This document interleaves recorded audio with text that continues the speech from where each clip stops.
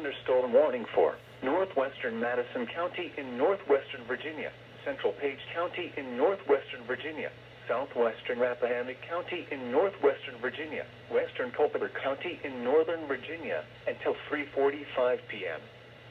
At 3:01 p.m., a severe thunderstorm was located near Big Meadows, or 16 miles northwest of Madison, moving east at 5 miles per hour. Hazard, 60 miles per hour wind gusts and quarter-size hail. Source, radar indicated. Impact, damaging winds will cause some trees and large branches to fall. This could injure those outdoors, as well as damage homes and vehicles.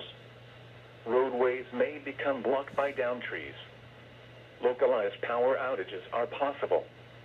Unsecured light objects may become projectiles. Locations impacted include Luray, Stanley, Sperryville, Big Meadows, Fairview, Panorama, Pine Grove, Ida, Edmond, Nethers, and Skyland. For your protection, move to an interior room on the lowest floor of a building.